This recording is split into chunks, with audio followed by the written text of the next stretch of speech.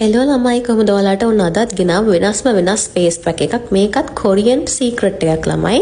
ඔන්න Korean girls ලගේ වගේ ග්ලාස් ස්කින් එකක් ඔයාලට ඕන මේක හදලා ගන්න. මේ තියෙන ළමයි ෆ්ලෙක්සීට් ඒවත් නැත්තම් හනයට. ඉතින් මේ හනයට ඔයාලට ඕනම ආයුර්වේද බෙහෙත් බඩු තියෙන කඩේකින් ගන්න පුළුවන්.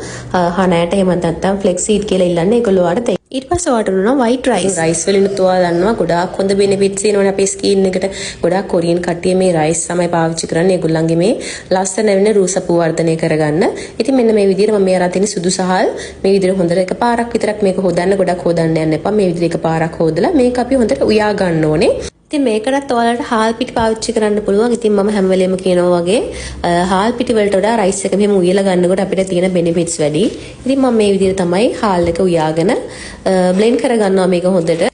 ඉතින් බ්ලෙන්ඩර් එකක් ඔයාලට නැත්නම් ඔයගලන්ට බත් එක හොඳට මෙරි වෙනකන් උයාගෙන හැන්දකින් වගේ පොඩි කරලා ගන්න පුළුවන්.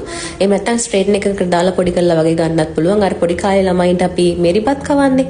අන්න ඒ සිස්ටම් එකට ඔයගලන්ට පුළුවන් මේක පොඩ්ඩක් ස්ට්‍රේට්නර් එකට දාලා නිකන් පොඩි කරලා වගේ උනත් ගන්න. ඔයාලටම හෝම් රෙමඩීස් හදන කෙනෙක් නම් ඒවට වෙනම භාජන අරන් තියාගන්න. මොකද ඔයගොල්ලෝ මේක මූණට පාවිච්චි කරන්නේ. අන්න ඒක නිසා අලුත්ම භාජන වගේ ගන්නවා නම් ගොඩක් හොඳයි.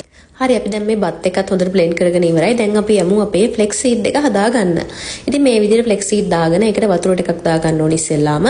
මේක ළමයි අපි නිකන් පාවිච්චි කරන එක නෙමෙයි. මේකත් පොඩ්ඩක් අපි ගින්දරට තියලා නිකන් උයා ගන්න ඕනේ වගේ වතුර පොඩ්ඩක් මේ විදිහට එකතු කරලා ලිපේ තියලා මේක පොඩ්ඩක් උයා ගන්න ඕනේ. ඉතින් ඒ උයනකොට ඔයගලන්ට තේරෙනවා මේක නිකන් අර උකු වෙනවා. සාමාන්‍යයෙන් අර නූල් ඇදෙන ප්‍රමාණයට වගේ මේක ගොඩක් උකු වෙනවා.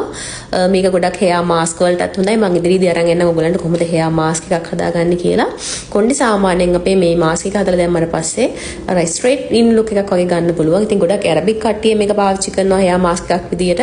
ඒගොල්ලන්ගේ කොණ්ඩේ නැචරල් විදියටම අර ස්ට්‍රේට් ලුක් එකක් වගේ තියා ගන්න ඕන වුනහම. ඉතින් මෙන්න මේ විදියට හොඳට මේක බුබුලු නගිනකන් ඔයගොල්ලෝ උයා ගන්න ඕනේ. ඉතින් හරියටම මේක ගැන කිව්වොත් මේක නිකන් අර සෙවල කියලා කියන්නේ අපි යන්නේ වගේ ගතියකට තමයි තියෙන්නේ. ඉතින් මේකටත් පුළුවන් ඔයගේ ස්කින් එකේ තියෙන ප්‍රශ්න රසකර පිළිතුරු අරන් එන්න. ස්කින් එක ග්ලෝ කරනවා විතරක් නෙමෙයි. ඔයගේ ස්කින් එක ගොඩාක් හෙල්ති විදියට තියා ගන්න පුළුවන්.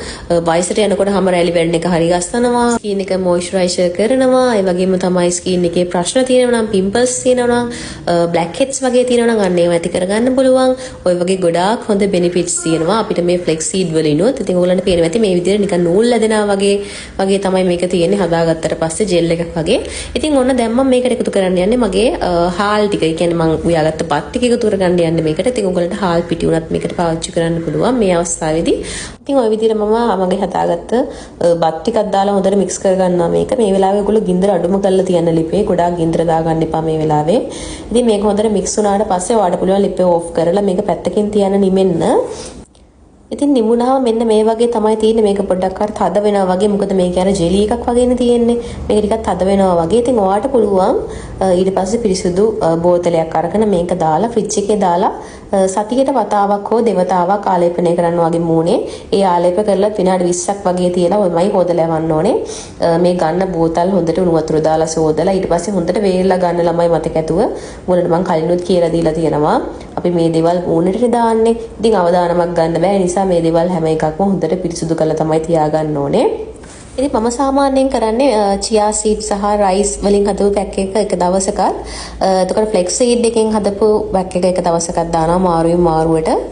ඉතින් ලොකු මුදලක් වේදන් නොකර ස්කින් එකත් හොඳට තියාගන්න පුළුවන් ඔයාට මේ වගේ දේවල් කරනවා නම්. එහෙනම් ඉතින් ඊළඟ දවසේ තවත් මේ වගේ වටින වීඩියෝ එකක් අරන් එන්නම්. පරිස්සමෙන් සතුටින් ඉන්න ඕනේ. ඉතින් ඒ වගේම තමයි රෂු YouTube channel එකටත් එන්න කියලා මම ආදරෙන් ආරාධනා කරනවා ඔයගොල්ලෝ හැමදෙනාටම. වීඩියෝ එක හොඳයි නම් ලයික් එකක් දාලා කමෙන්ට් එකකුත් දාගෙන ළමයි ගිහින් එන්නම්. බයි බයි.